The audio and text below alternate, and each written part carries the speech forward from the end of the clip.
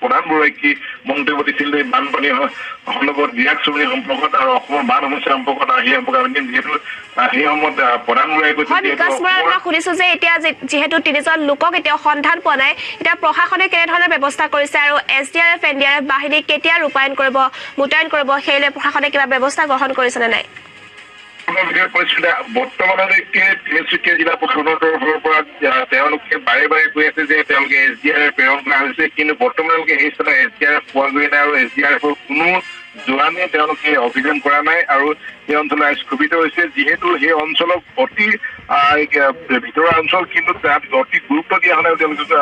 গুৰুত্ব অভিযোগ কৰিছে স্থানীয় লোকসকলে জিলা প্ৰশাসনে যেনেকৈ 3গৰাকী ব্যক্তিয়ে এখন নদীত পৰি সন্ধানহীন হ'ল আৰু সেই সন্ধানহীন যোৱাকালি হোৱাৰ পাছত বৰ্তমানলৈকে জিলা প্ৰশাসনে কোনো ব্যৱস্থা গ্ৰহণ কৰা নাই যাৰ কাৰণে তিনিচুকীয়া জিলা উপায়ুক্ত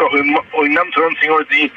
গফিলতি হেমাহি তাক ইতিমধ্যে স্থানীয় লোকসকলে গুৰুত্বৰভাৱে তেওঁক ধিক্কাৰ দিছে তেওঁলোকক যিহেতু তেওঁলোকে যেনেধৰণে কৰিবলগীয়া হৈছে বৰ্তমানে কৰা হোৱা নাই আৰু নদীখনৰ পানী এতিয়া বৃদ্ধি হৈ আছে প্ৰায় 2 ফুটতকৈ অধিক পানী বৃদ্ধি হোৱাৰ কথা ইতিমধ্যে কোৱা হৈছে আৰু যদিহে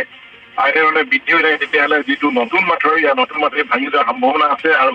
ব্যাপক গৰাখহনীয়া হোৱাৰ কথা ইতিমধ্যে কোৱা হৈছে যে যদি ব্যাপক হয় 135খন গাঁও তাত সেইভাৱে ক্ষতিগ্ৰস্ত হোৱাৰ সম্ভাৱনা আছে যিহেতু 1992 চনৰ যি বান সমস্যা হৈছিল তাৰ পাছত ধাৰাবাহিক হৈছিল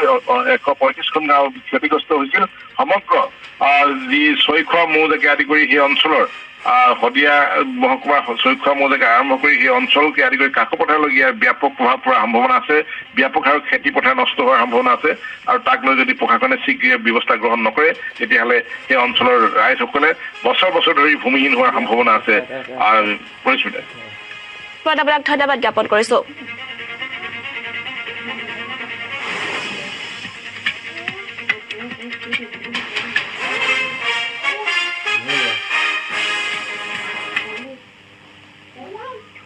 এটা বাতৰিৰ পৰা মই পৰিস্মিতাই বিদায় লৈছো ধন্যবাদ